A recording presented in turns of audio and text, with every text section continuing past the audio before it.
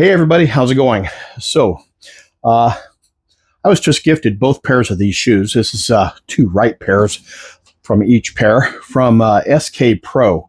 And I've made a couple of videos of each one so far. An out-of-the-box video, and then I walked around the RV park that we're in right now twice, once in each pair of boots to see how they feel. And then I wanted to sit down and I wanted to compare these two boots to each other. And so let's go ahead and start with this guy right here. Pardon me.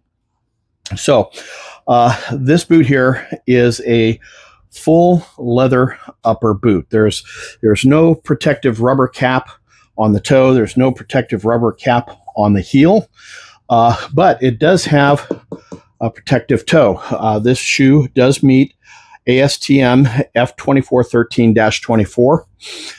This is a leather upper shoe. This is a US size 10. And this shoe here is fairly comfortable for me. Now, maybe a little bit of background real quick.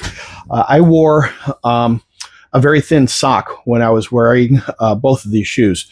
I'm of the mindset that after a shoe has been broken in, you should wear two pair of socks. One pair is a thin liner pair, and the other pair would be like a thicker wool sock that helps alleviate any blisters and makes the shoe a little more comfortable, fills any gaps or spacing that might have been worn into the shoe, and just overall makes for a better experience. That's based on my experience, and so take that for what it's worth.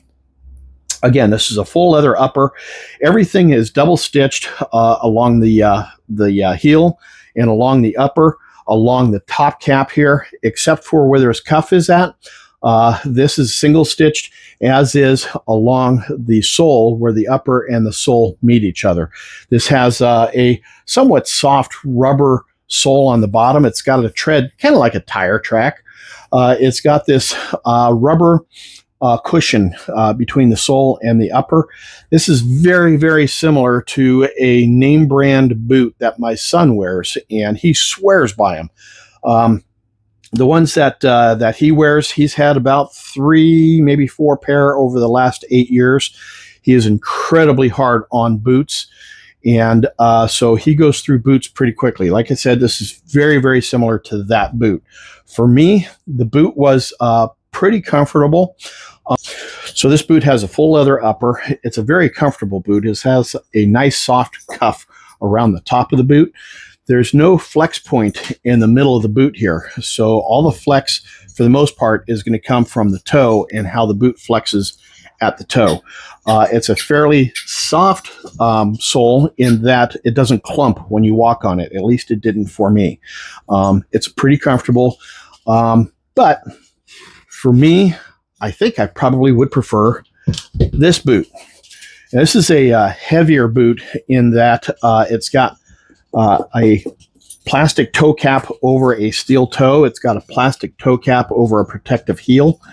And it's got double stitching across the entire upper of the shoe. Everywhere on the upper is double stitched except for across the top of the toe cap and the heel cap. That's all triple stitched. It does have single stitching across where the sole of the shoe and the upper come together.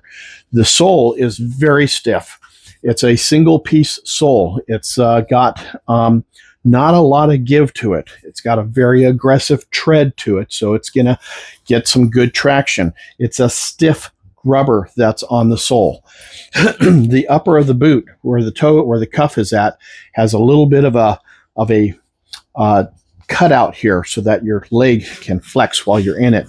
There are flex points that are cut into the upper of the boot so that the boot can flex there as well as at the toe. Now, because this is a stiffer shoe, for me, it did clump a little bit as I walked, but the more I walked, the less clumping there was. Overall, this was a much more comfortable boot for me, straight out of the box, just walking about 200 yards. You're going to have a different experience than I'm having.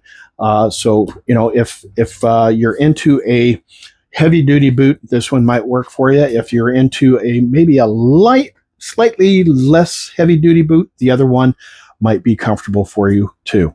Have yourselves a great day, everybody. We'll catch you on the next video. Until then, cheers, everybody.